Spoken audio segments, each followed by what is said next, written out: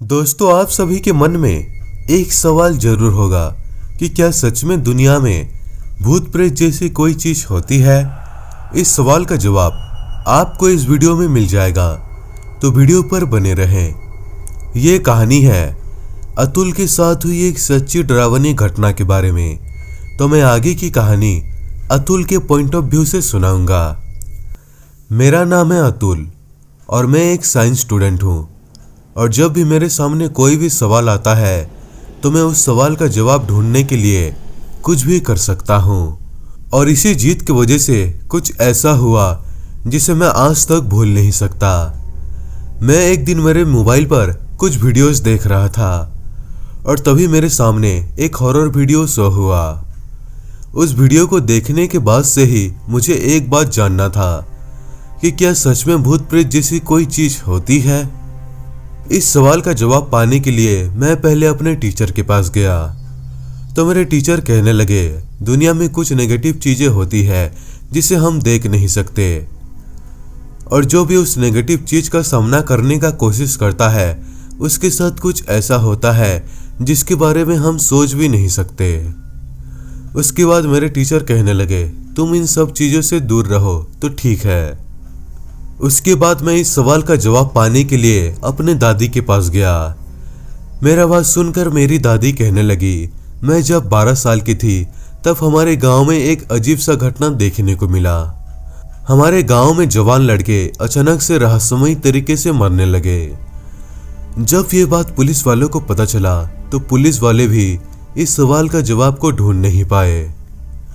लेकिन आखिर में यह पता चला कि कुछ दिनों पहले ही एक आदमी जंगल में अपने आप को ही मार दिया था। और लोगों का ये कहना था कि वो मरा हुआ आदमी का भूत रोज उस जंगल जाने वाले रास्ते पर घूमता रहता है। और कहा जाता है कि जो भी उस आदमी को देख लेता है वो अजीबोगरीब तरीके से मारा जाता है।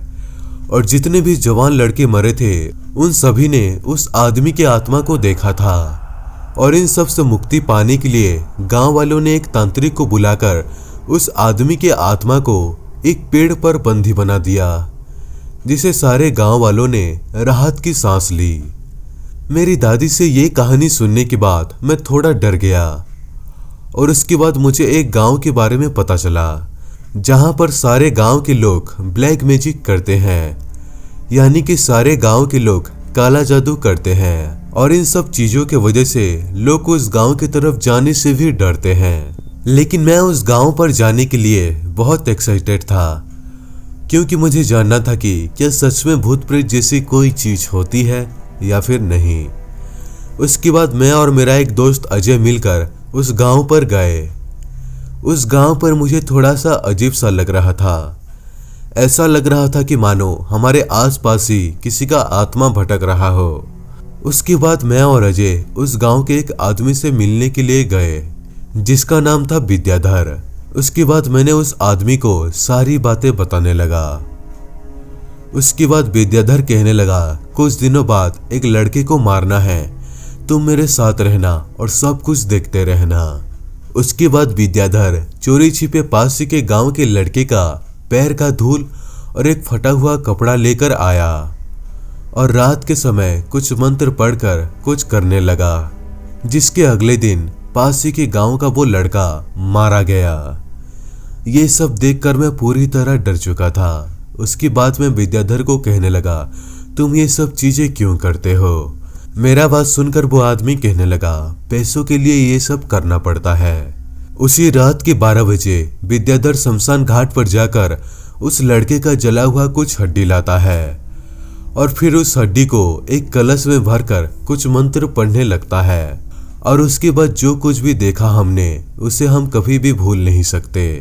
मैंने देखा कि जो लड़का सुबह मारा गया था उस लड़के का आत्मा हमारे सामने खड़ा था। ये नज़ारा हमारे लिए बहुत ही डरावना था। उस लड़के का आँख एकदम काले पड़ चुके थे और उसका शरीर पूरी तरह सफ़ेद पड़ चुका था। इस घटना के बाद से मुझे मेरा सवाल का जवाब मिल गया। लेकिन वहाँ से जाने के बाद मैं और अजय बहुत बीमार पड़ गए, लेकिन कुछ दिन बाद ठीक हो गए। लेकिन फिर हमारे साथ कुछ ऐसा हुआ जिसका अंदाजा किसी ने भी नहीं किया था। दोस्तों ये स्टोरी कैसा लगा नीचे कमेंट करके जरूर बताना। दोस्तों अगर वीडियो अच्छा लगा हो तो वीडियो को लाइक करें, शेयर करें और इस चैनल को सब्सक्राइब करना बिल्कुल भी ना भूलें। तो दोस्तों मिलते हैं अगले वीडियो में, तब तक के लिए धन्यवाद।